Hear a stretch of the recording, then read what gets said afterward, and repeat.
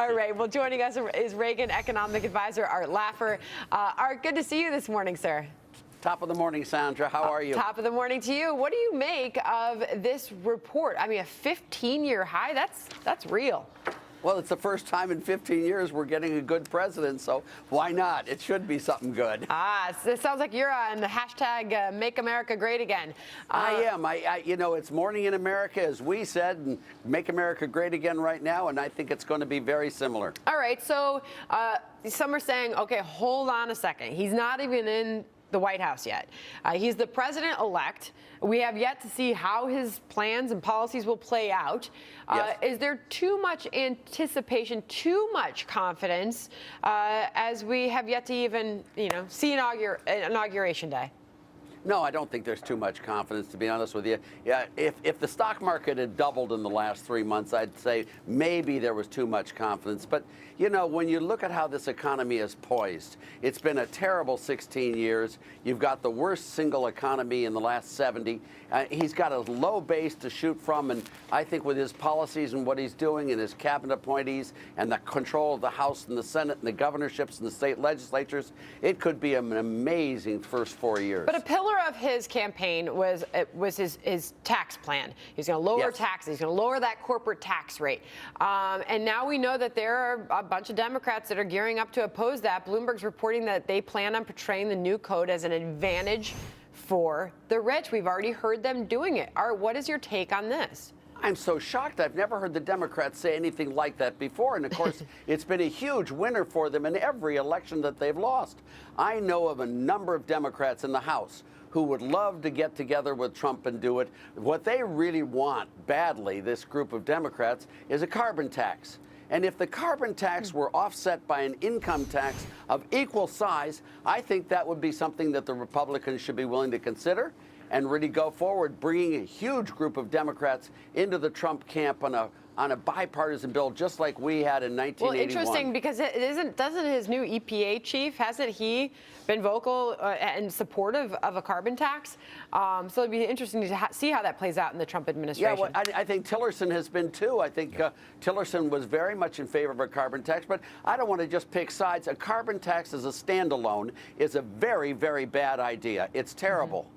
But a carbon tax as an offset for an equal-sized income tax cut, that's wonderful. I'd support that every day of the week and twice on Sunday. Yeah, don't tax work, right, Art?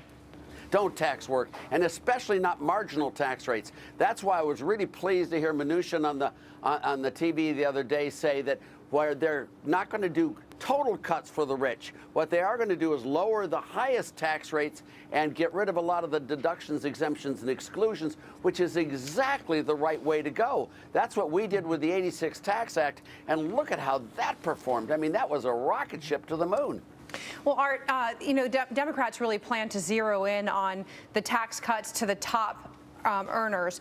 According to Paul Ryan's plan and Donald Trump's plan, they'd compress the existing 7 brackets down to 3, cut rates across the board.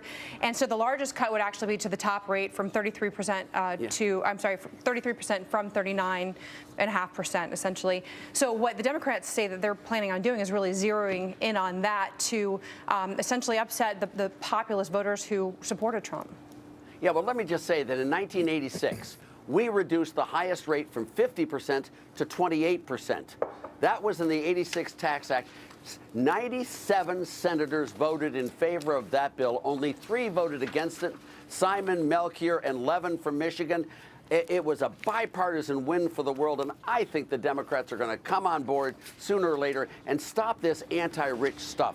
The problem is not rich people. The problem is poor people. We want to make the poor richer, not the rich poorer. But it's a bad model they've got. I got to tell you, I mean, looking at this confidence level, looking at the stock market surge, potentially 20,000 on the Dow today. Yes, great. When I get back on the horn and I call all trading desks in Chicago and New York and Denver, I mean, even the most bullish guys are saying, hold on a second. Like, we got to exercise caution. We're entering the new year. He's not in office yet. Do you see the need to sort of stop and slow down here at all? Well, you know, it's always, the future is a lot more uncertain than the past, Sandra. That's very true. But, you know, given the low bar that we have now, the awful base, I used to tease the real president saying his real special characteristic was his uncanny ability to pick his four predecessors, Johnson, Nixon, Ford, and Carter. And when you look at Donald Trump, he has a very low base to shoot from. Obama's done an awful job, as did W in his last 2 years. So he's got a very low base to improve. And so I don't think there's too much overconfidence now. Not at all. I think we're in for a real good shot. Art, Jack Brewer's here. Yeah, Art, this is Jack Brewer. When do our lower class start feeling this Trump rally? I know you mentioned that, you know, the Trump tax cuts are there to stimulate the lower income American. But when does that happen, and how does it happen? Yeah, stock prices, as you know, tell us what's going to be, not what has been. So stock prices react first. But it's amazing how tax cuts don't work until they take effect. But once those tax cuts take effect, then you're going to see the economy coming. And a lot of those benefits are going to fall to the inner cities, the poor, the minorities, the disenfranchised, which is just what we dream will happen.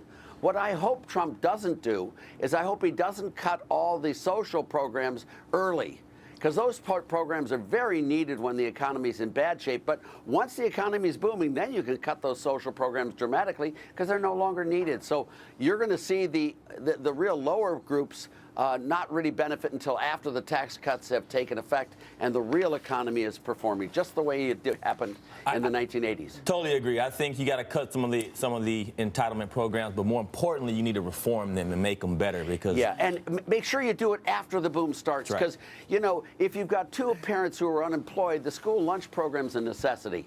But when they both have good, high-paying jobs, the school lunch program's a luxury, and then you can reform it and get rid of it. All right. Well, that's a lot of optimistic talk, and we're watching the Dow. We're a couple hours now from the opening bell. This could be the day we see 20,000. You think so? Let's hope so. All right. I hope so. It'd be great. All right. Art Laffer, thank you for joining us this morning. Thank you very much. Good to see you. Happy New Year. Coming up. Happy New Year.